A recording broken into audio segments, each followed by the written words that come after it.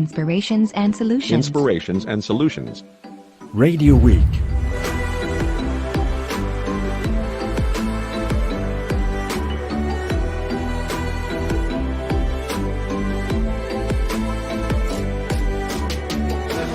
Radio Week. 5 days of awards. 5 days of awards. Inspirations and solutions. Inspirations and solutions.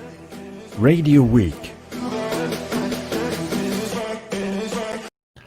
And we are back live. Hello to everyone for this third day of the Radio Week with Red Tech Tribe. It's it's going very fast already. Just 2 days left to the end of this Radio Week. Hello to Fiorenza, Marguerite, the co-founder of Red Tech Tribe, Nicolas Moulard, that helps to co-organize all this Radio Week, and he's doing the groundwork by contacting everyone and setting and working on Connect on Air very late at night and doing all that. And hello to Katarina from ECTA that is with us and that will have a nice keynote, Margaret. Absolutely. So basically today we're going to be focused on the importance of voice in marketing and in audience engagement. And we're also going to look at voice-enabled advertising. And so I'm going to pass it to Nicola, and he's going to explain a little bit about what the Red Tech Table Talk is going to discuss today. Yeah, today is focused on advertising. So this is the chance to discuss about the latest innovation in advertising, and we'll talk about voice. Digital audio has opened new fields for monetization, and voice is a new but quite interesting and promising medium. So basically, this is organized in 2 times. First, thanks to ECTA, we'll see, who's doing a very interesting work collecting all the latest use cases all over Europe. I think it will be a very interesting overview of what is the reality of audio advertising via voice by the different and most important, most innovative sales house in Europe. And just then after, I propose to enter a discussion. We'll have, and I think this is quite interesting, the presentation from Pierre Bouvard from the US. He's from Cumulus and is the Chief Insights Officer. And he just launched yesterday, 2 days in Europe, a new use case for Ford Motors. And so it will also give ground to the discussions. And they are very advanced in advertising. We'll have also the testimony of ADN and Energy on the French side to discuss the topic. But I leave the micro to you, Margaret. Thank you, Nicola. We'll see you a little bit later. Thank you. So basically, we're going to get started right now with Katarina Borowska. She's from the European Association of Radio and Television Sales Houses. Welcome, Katarina. Hello. Thank you very much for having me. So let me just share my presentation. Can you just tell me if you're seeing it? Yes. Okay, perfect. So thank you very much for having me today. I'm very pleased to be here. So my name is Katarina. As Marguerite said, I represent ECTA. So just for those of you who maybe not heard of us, so we're the Trade Association of Radio and TV Broadcasters. So we'll present all over Europe and also beyond. So what we do, among other things, is monitoring and benchmarking. So as also Nicola mentioned, we collect different cases, research, and ideas basically about all the topics that are hot in media, on TV and radio. And obviously voice has been something that it's been on our radar for quite a few years now. So we've been looking at the development. And so just recently, now in January, we put together a publication from all these kind of learnings and things that we've seen. So I invite you to have a look at it, and everything that I will be mentioning here today is actually included in the publication. So if you're looking for other cases or ideas, so I will invite you to have a look at it. It also has some more overview of the ecosystem and kind of a general introduction. So I invite you to have a look. Yeah, we went to see that there's a lot of interesting cases regarding radio. Exactly. Yeah, we went through it, and it will be interesting to write some articles a little more in depth with radio. Exactly. Yeah. So what I wanted to focus really today was radio, since we're in the Radio Week. So just to kind of give it a bit of background, so I'm sure all of you kind of know this, but radio, or why should radio pay attention to voice? So it's a new channel to reach customers, so consumers, but also advertisers. So for radio specifically, it gives a potential to enrich the user experience, basically be where the consumers are on the new platforms, have some new products in terms of content and advertising, and add this kind of new shiny thing to your marketing offer for the advertisers who are looking for something new and innovative. So we see now that the penetration of voice and the adoption of smart speakers is really rising. So it's really a sharp increase, let's say. Just one thing important to keep in mind when we speak about voice, it's not always only the smart speakers. So obviously there's lots of other devices that are voice enabled now. So we have headphones, watches, mobiles, Alexa in car. So just to kind of keep in mind that here, what I will be mentioning are mostly smart speaker cases, but obviously the potential for the future use is much wider. Here, I think maybe Pierre will show this later, but I saw it this morning and I thought it was interesting to show about the rise of listening on smart speakers to cumulus stations. So that was in that report that was published this morning. So you see the rise from 2017 to 2020. So I think we can look at some similar development in Europe in a couple of years. So that's why we think it's important to keep voice in mind and the opportunities it brings. So now let's jump into the cases and examples that we found. So in terms of voice monetization and advertising on voice. So just to kind of put it again in the context, there's a very unique position for radio in the voice advertising. Because listening to music or radio is one of the most common activities that actually people do on smart speakers. But there's actually no advertising by the assistants themselves on most skills and actions. There's quite strict restrictions by Google and Amazon in terms of advertising on smart speakers. So the exception actually are radio, music streaming, podcasts, and flash briefings, where you can have the advertising kind of within those skills. So there's a possibility to ad serve targeted audio ads that are prompting the user to interact with the voice assistant. So usually it would be something like ask your Alexa to do XYZ. So now let's look at some concrete cases of what we've seen from radio companies, what they implemented.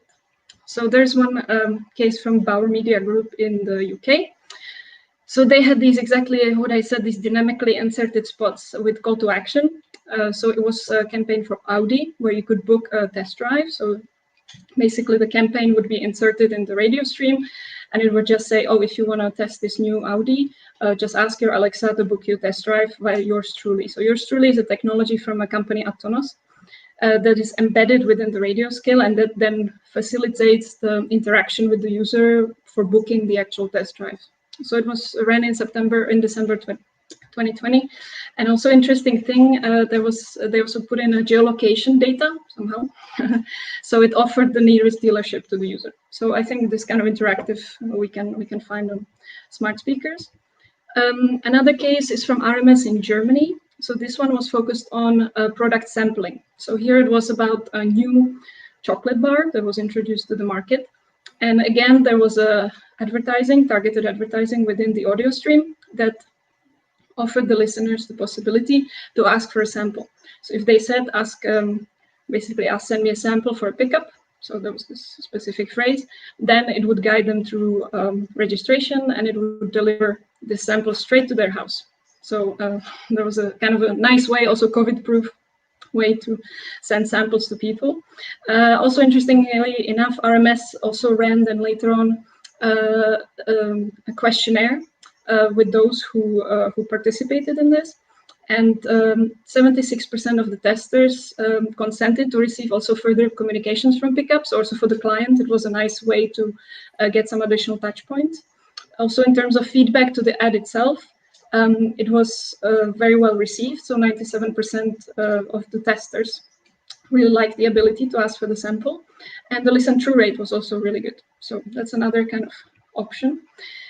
Then it doesn't always have to be about a product or a specific thing. So there's also an option of branded content. So here's an example from NPR.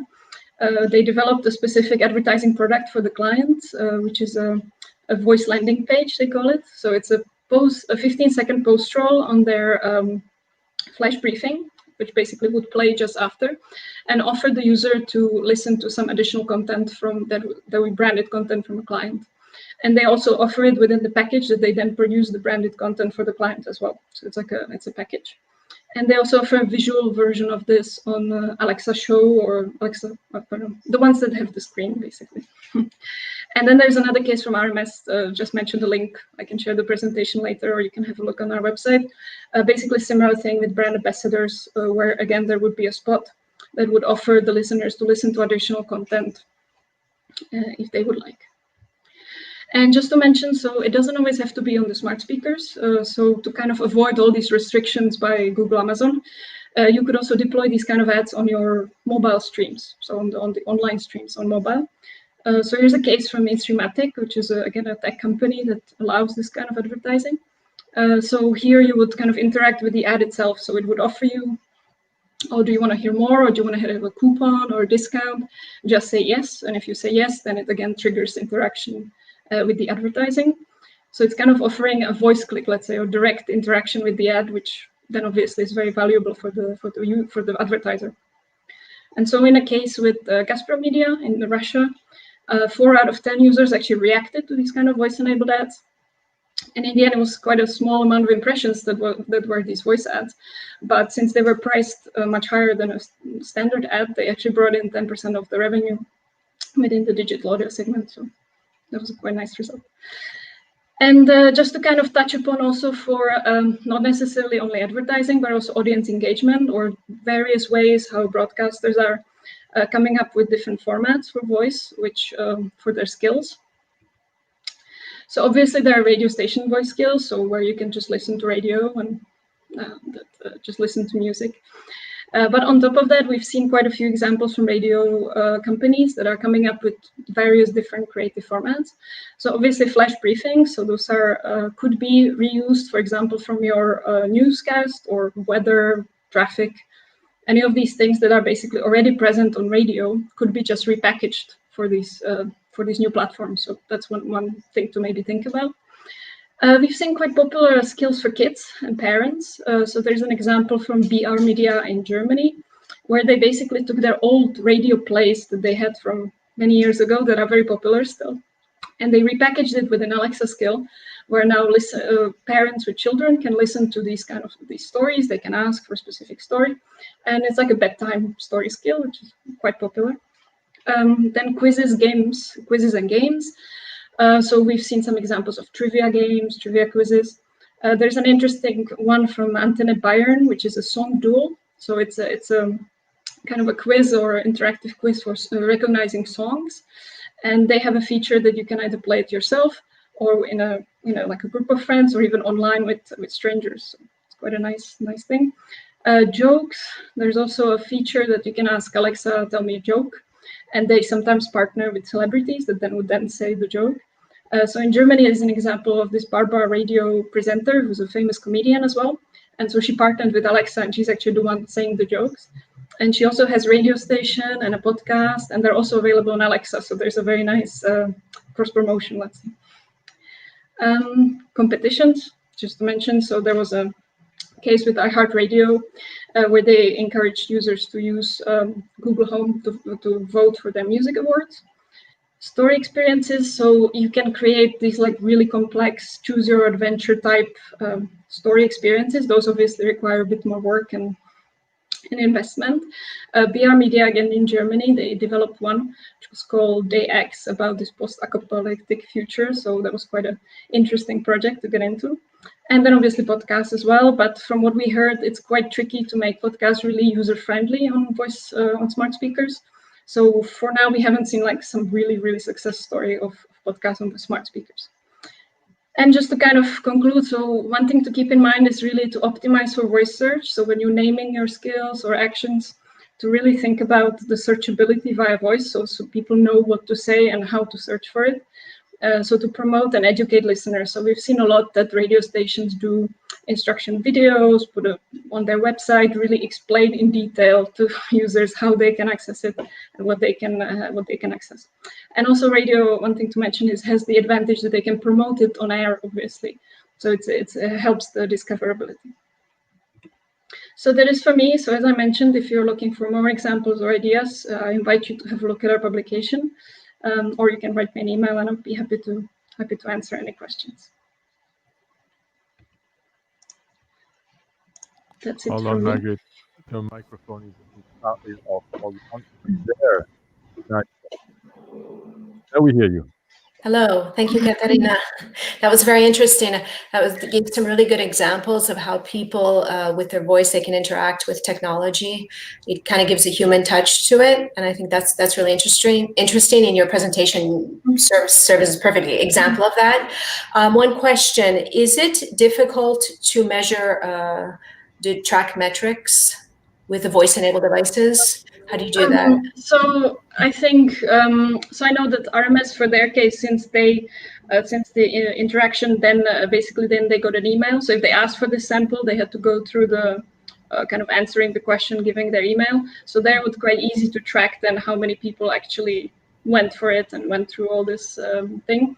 So I think that's an easy way if you kind of then take some data from them, either a mobile number or a phone, or an email that they still have to kind of go through to either book the ride or receive this package at home. So you can track it this way. But otherwise, I don't know. It's a bit tricky. Obviously, it's tricky to measure how many people actually heard the ad. But I saw that RMS managed to measure this listen through rate. So I think they would know better. I'm sorry, I don't know all the details on how they measured it. But I'm sure since it's ad served, I think you can then measure it through the servers. How much was delivered and how much was listened. How about the countries that are the most advanced in terms of development of those new technologies? And because this is brand new, I mean, okay, we heard about skills, but maybe a year ago, and everyone tried to make his own skills with a bit of not really success because it was not going the right way. Now it's getting easier and simpler, and we know that thanks to the data that we're using and that are synchronized better thanks to radio player, to radio DNS and all those technologies, it's easier to develop those skills. But which countries are the most advanced today and the ones that are really using it? Yeah, well, obviously it's the ones English speaking, because that's where the Alexa or all these kind of assistants kind of started, let's say. So obviously US, UK, Australia would be a bit ahead in terms of these developments and also the adoption rate. So how many smart speakers there are. So you saw in that chart from Europe, I think that UK is definitely the furthest. And then Germany. So there was quite a lot of examples from Germany. So I think German was one of the early also languages on Alexa. So I think it really depends that the countries where it's maybe not as far is just because they kind of got a bit later in there with Alexa, and maybe not as many people have the smart speakers. But as we saw, the adoption goes quite fast once it's actually deployed and once it speaks your language, then I think it will accelerate more and more. Absolutely.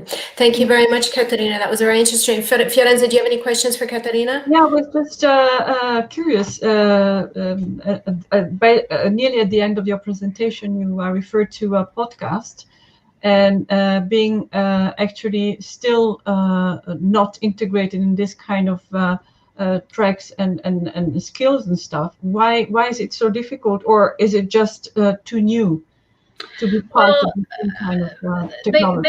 They are there. It's not that they wouldn't be, but it's just from what we heard from also broadcasters and also podcasters, it's in terms of the search and the discoverability. You know, when you're looking for a specific episode, episode name, so all this, it's quite easy on a podcast app, but within the voice ecosystem where you have to say everything, or the assistant will have to serve you the thing. So from what we heard, there's still quite a traction, and the user, so they're there. You can definitely ask for the podcast, and most, I think, would have some kind of voice skill or would be available. It's just this kind of the search and to finding the right episode and have it in the right order. So from what I heard, for now, there's still some traction to make it really user-friendly. So it's there, but it's not as easy as on an app. You know, you just find your episode, you listen to it, it's easy. So I think, but I'm sure eventually it will be figured out somehow by smart developers or tech people that will come up with some solutions. So. Data management, yeah. Indeed. Okay. Very good. Thank you, Katarina, for the very interesting presentation. Katarina from Edgar. Yeah, thank you very much, and please don't hesitate to check out the website of the ECTA, which is ecta.org. Com. Is it com? Oh, sorry about that. EGTA.com. I didn't check before. I didn't do my job. No ecta.com, and there's a lot of really interesting informations, and download the PDF and the studies. Thank you very much. We of course go on with the other session that will take place in 3 minutes. So we are just right in time. Congratulations for this perfect timing. So we have to give out an award now. So let's go to the first award of the day. And we are going to give the award. Well, I just launched the video, and then we'll see who's the winner of this award. Let's go.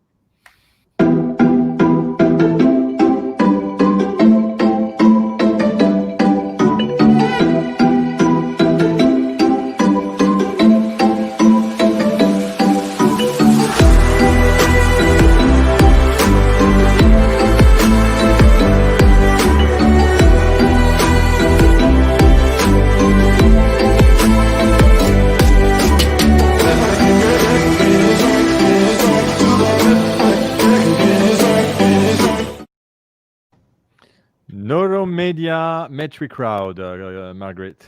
Congratulations, Neuromedia, Pierre. And speaking of audience ratings and metrics, Metric Crowd is a smartphone application for audience and behavioral measurement based on a collection of digital and non-digital audio data. And it has a lot of cool features, so check them out. And congratulations again to Neuromedia for Metric Crowd. Yeah, congratulations. Yeah, congratulations. And we just go to the next session. So I just say it again. You have to, if you're on connectonair.com website, you just go into the next session to join the new stream. If you're looking at us on connectonair.com on the player, just stay online, and we'll come very shortly with you for the next session. Thank you very much, and see you very soon. Thank you. Bye-bye. Thank you. Bye. And I just launched the video before we leave. Yes, bye-bye. Radio Week 5 days of awards, 5 days of awards. inspirations and